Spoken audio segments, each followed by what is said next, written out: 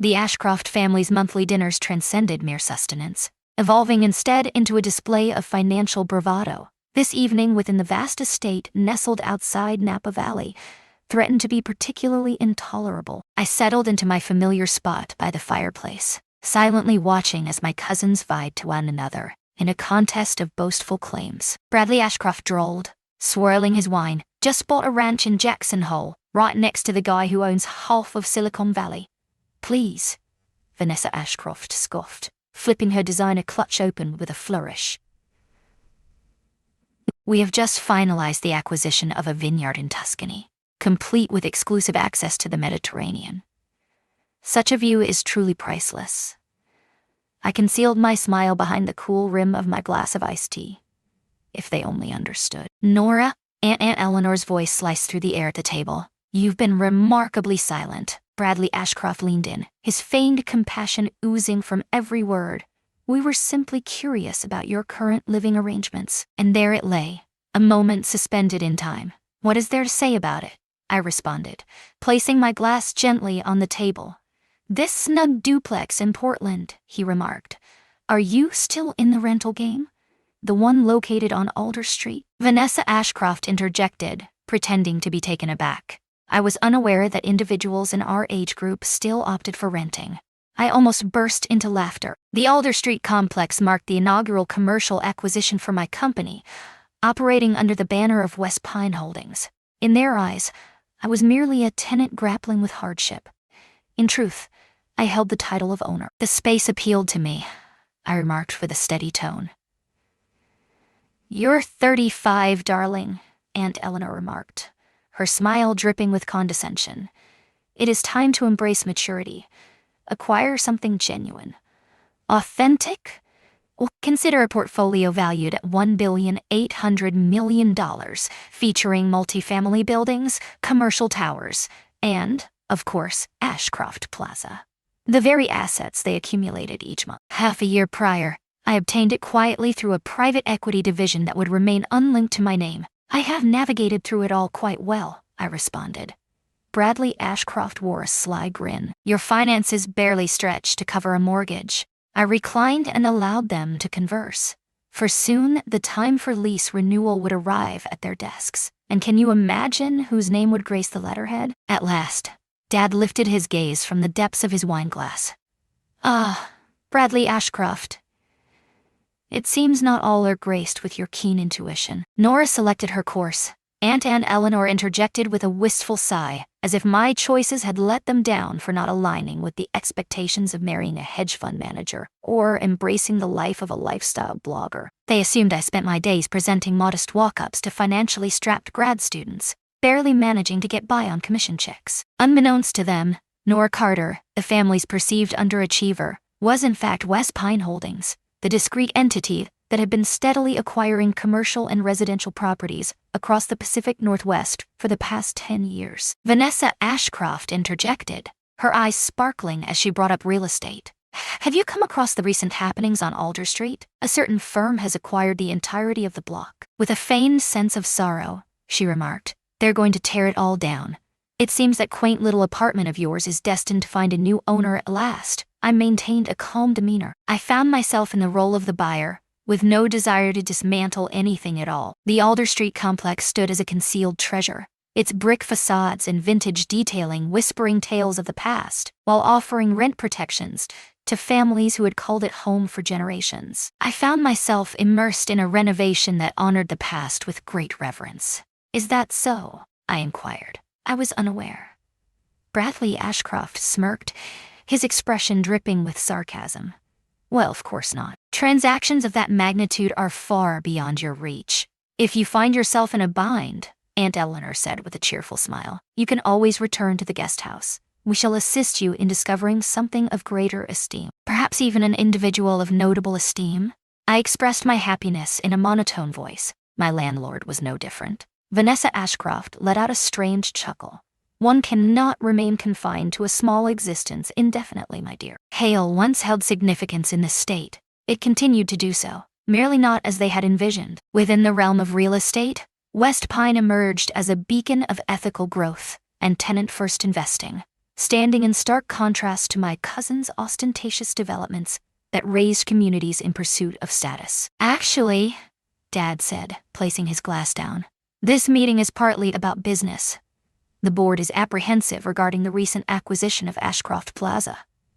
I inclined my head. He mentioned that West Pine Holdings acquired a majority stake 6 months prior. Their identities remain a mystery to all. A potential foreign investor. Bradley Ashcroft nodded. It must be so. These magnates have a deep affection for legacy properties.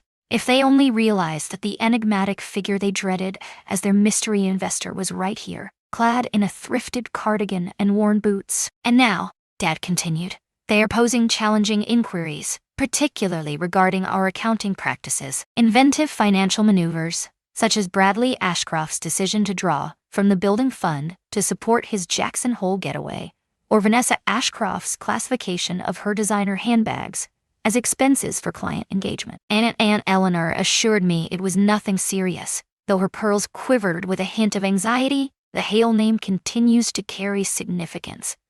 That's precisely the point, Dad interrupted. This individual from West Pine appears unfazed by titles. A comprehensive audit has been commissioned. I observed the change wash over their expressions. Fear concealed beneath polished facades. An audit would reveal far more than merely dubious expenditures. It would shatter their entire strategy into pieces. Perhaps Nora could lend a hand, Vanessa Ashcroft suggested abruptly, her voice sweet as honey. She is involved in the realm of real estate, isn't she? Perhaps she has a connection within the management company. In unison, they all directed their gazes toward me. In an instant, I found myself free from the shackles of embarrassment. I held the promise of being useful. I primarily collaborate with smaller residential clients, I remarked with a touch of elegance. Nothing compares to the grandeur of Ashcroft Plaza. For heaven's sake, Bradley Ashcroft exclaimed. You can't even assist your own family? Mother cast him a warning glance, yet her silence spoke volumes. Even Dad returned to his scrolling, seemingly indifferent to my defense. Little did they know the extent of the assistance I was about to provide. Merely not in the manner they envisioned. In the early hours of tomorrow, West Pine Holdings is set to unveil a public statement. Effective immediately, Ashcroft Plaza will embark on significant operational reform. Enough with the hidden budgets, enough with the favoritism in contracts, and enough with treating the building as if it were a personal credit card. I surveyed the penthouse, where artwork purchased with maintenance funds adorned the walls. Couches priced at 3 times their worth filled the space, and fixtures were installed by Vanessa Ashcroft's husband's firm, accompanied by inflated invoices. With that, I stood up, shaking the dust from my jeans. Some of us rise with the dawn, Vanessa Ashcroft remarked with a sly smile, heading out to showcase additional rent-controlled studios. I draped my weathered leather bag across my shoulder. Within these walls, the board briefing, legal filings, and renovation proposals hold a value that surpasses anything else present. Nora, Aunt Eleanor called with a gentle sweetness. Perhaps next time consider dressing in a manner that conveys vitality. After all, appearances hold significance. A smile graced my lips. There's no need for concern, I reassured her. Tomorrow, I shall present myself precisely as the Hales anticipate. They were completely unaware that I was the one orchestrating everything behind the scenes. If you've been silently cheering for Nora from the sidelines, be sure to witness the unfolding drama when the boardroom doors swing wide. Join the channel to be among the first to witness the family's reaction when they come to terms with the fact that the person they once overlooked now possesses the power to change everything. The following morning, I found myself in my actual office, an entire penthouse floor that commanded a view of downtown Portland, readying myself for the moment I had meticulously orchestrated for over a year. My assistant Layla entered with purpose, placing a cappuccino next to my laptop. She mentioned that the Ashcroft Plaza board is already in place. Your family arrived ahead of time, attempting to win over the free-spirited members. A sly smile crept across my face as I envisioned Bradley Ashcroft and Vanessa Ashcroft navigating the crowd, the desperation palpable. The forensic team revealed an abundance beyond what was anticipated. She took a moment to pause. Are you certain you wish to proceed with this? Once they are aware, there is no going back. They must come to understand, I murmured, that a legacy does not grant one the right to wield power recklessly. I faced the mirror, observing the image that stared back at me. The jeans and cardigan had vanished. Today, I donned a deep navy Althusser suit, defined edges, gentle power. The very look Aunt Eleanor once envisioned for me when I would finally meet my future husband.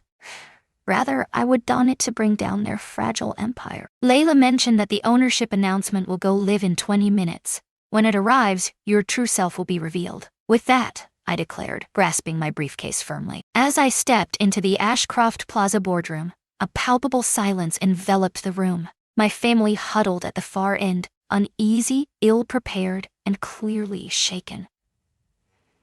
"Who are you?" Bradley Ashcroft barked. "This gathering is exclusive and confidential." With a sense of composure, I set my briefcase at the head of the table. "I am Nora Carter, the founder and sole proprietor of West Pine Holdings, the entity that possesses this building along with several others that your family has leveraged unlawfully." Aunt Eleanor's complexion drained of color, leaving her ghostly pale. Vanessa Ashcroft's lips parted, yet silence lingered in the air. My father's grip on his pen grew firm. "Nora," he whispered. I inclined my head in acknowledgement. "Greetings of the morning." I unlatched the briefcase and started to glide the audit reports across the table. "Shall we take a moment to examine your financials? This is absolutely insane," Bradley Ashcroft stammered. You're simply..." "What?" did I inquire. "The outcast, the tenant, the lady adorned in second-hand attire?" Vanessa Ashcroft's eyelids fluttered momentarily. "Yet, it is you who presents the apartments." "I labor," I stated plainly, "and I created something tangible, grounded in integrity, not mere fantasy." The board observed in disbelief as the esteemed Hale family slowly disintegrated, revealing their story one chapter at a time. "These folders," I remarked, "hold meticulous records of every misappropriated fund, exaggerated invoice, and forged receipt." As I commenced, I distributed the final set of documents detailing the reports of financial irregularities surrounding Ashcroft Plaza's accounts. "Bradley Ashcroft, might you elaborate on the $2,000,000 allocated for roof repairs concerning your Jackson Hole property?" His face turned a deep shade of crimson in an instant, and I feared he might lose consciousness. "Or Vanessa Ashcroft," I went on, turning the page with a deliberate motion. "Perhaps you could guide us through your husband's invoices, imposing a fee that is threefold the standard market price for fundamental plumbing services. Would you really expose your own family's secrets in such a manner?" Aunt Eleanor inhaled sharply. "No, I specified evenly. You expressed it openly. I'm merely ensuring that it is properly clean." Father finally uttered, his voice soft and imploring. "Nora, my dear, we can clarify everything." "Don't," I said, lifting a hand in warning. "This family has approached our great-grandfather's legacy as if it were a personal ATM. As you ridiculed my so-called modest existence, I was crafting something greater, rooted in principles rather than superficiality." "But why?" Vanessa Ashcroft inquired, her mind swirling. "Why feign a struggle?" "I made no pretense," I responded. "I embrace simplicity in my life, while making shrewd investments. You believe that affluence must announce itself with a clamor." Bradley Ashcroft stood in awe before the Alder Street building. "Do you truly reside there?" "I possess it. I have made the necessary corrections, and the majority of the block is under my control. And no, I won't be tearing it down, for some of us value people over mere profits." In an instant, the phones scattered across the table vibrated to life. One board member glanced up, his eyes scanning the words on his screen. Westpine Holdings unveils the identity of its CEO. Nora Carter, an enigmatic figure within the Hale family, has been confirmed as the owner of a staggering real estate portfolio valued at $2,000,000. Aunt Eleanor clumsily dropped her phone. She whispered, placing herself among the elite of ethical developers, preserving history, safeguarding tenants. "This will ruin us," Vanessa Ashcroft whispered, her face ashen. "No," I stated with conviction. "This will protect you from your own folly. Beginning today, Ashcroft Plaza will embrace a policy of transparency in its operations. Gone are the days of deceptive tactics and cozy agreements. What happens if we choose not to comply?" Bradley Ashcroft attempted to project confidence, yet his voice quivered, accompanied by a hesitant smile. Subsequently, I shall submit these reports to the relevant authorities. I'm certain the IRS would consider them quite illuminating. The silence deepened, enveloping everything in its heavy embrace. What is it that you desire?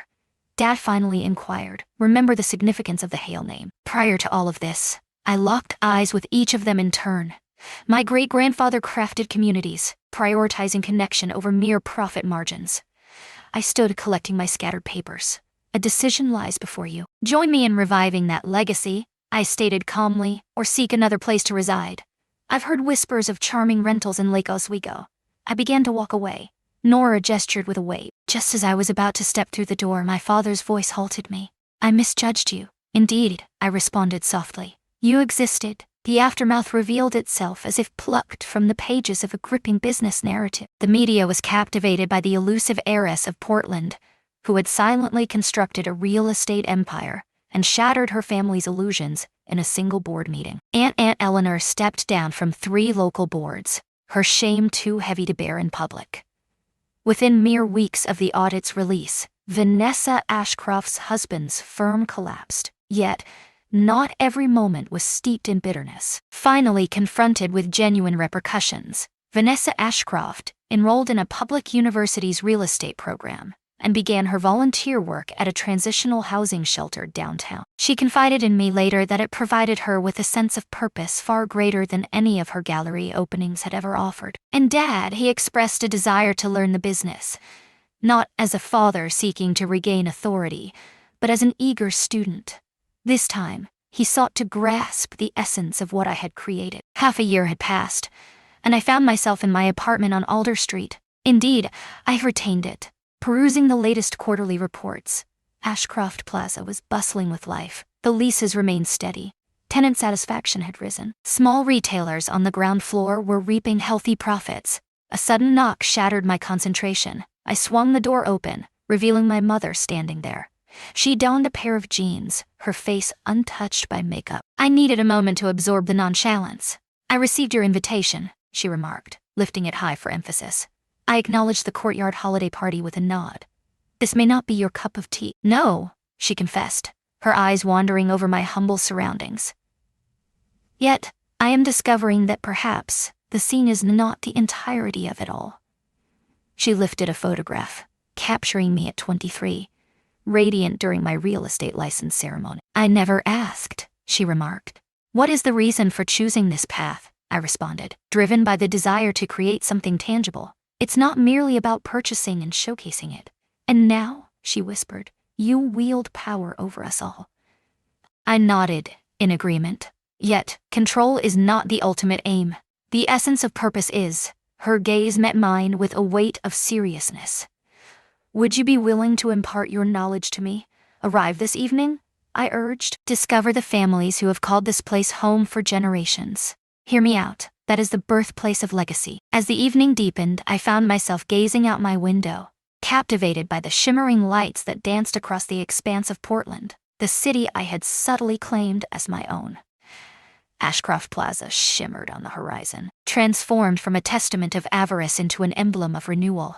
Underneath, the Alder Street building hummed with a subtle vibrancy. The brickwork, original wood beams, and garden courtyards were meticulously preserved, showcasing a deep respect for their historical significance. A notification chimed on my phone, signaling new messages awaiting my attention. Opportunities for collaboration, invitations to share insights, and potential acquisition discussions. West Pine Holdings found itself in great demand now. Yet, I maintained a humane schedule, keeping my routine firmly rooted. Success, in my view, was never about eclipsing my past.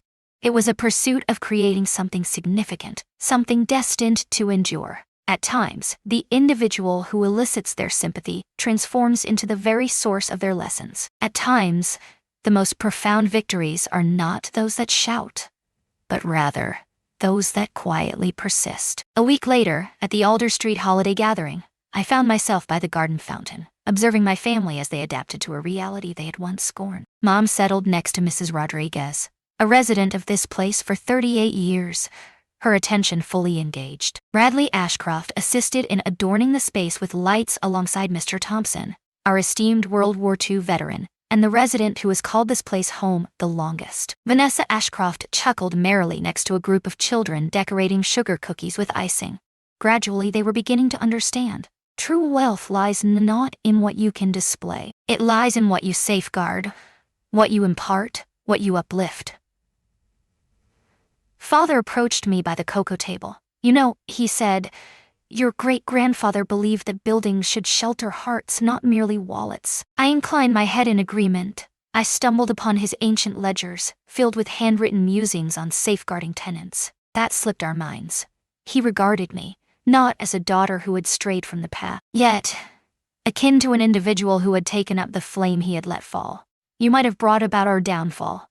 "That was never the point," I remarked, observing a young girl spin beneath the shimmering fairy lights. "I aspired to create something that would endure beyond my own existence. At times, the most profound triumph lies not in demonstrating their errors. It lies in presenting them with an improved interpretation of what is right." If you have ever found yourself in the shadows, dismissed or quietly set aside, perhaps you can recognize a fragment of your own story within mine. My intention was never to challenge anyone's beliefs. I yearned to create something genuine, something impervious to loss, anchored in principles rather than superficiality. If my narrative resonated with you, I would be eager to hear your reflections. Feel free to share your thoughts in the comments section below. What actions would you have taken if you were in my position? What have you crafted in quietude while others questioned your resolve? Let us engage in a discussion about it. Let us acknowledge the unspoken efforts, the late hours, and the difficult decisions we have made. And if you find yourself in a moment reminiscent of my own, when the world holds no expectations of you, resist the urge to raise your voice. Simply fortify your resolve. There is no requirement for validation to start your journey. One must embrace purpose and maintain consistency. Everything else will follow. Join us on this journey by subscribing to the channel. More narratives await, weaving themes of resilience, redemption, and the reimagining of success according to your own vision. Legacy transcends mere inheritance. It is the essence of your creation. At times, the most effective form of retribution is to forgo it entirely. You are transforming into the very person they claimed you could never become. Join me on this journey. Remain by my side, and together, let's create something enduring.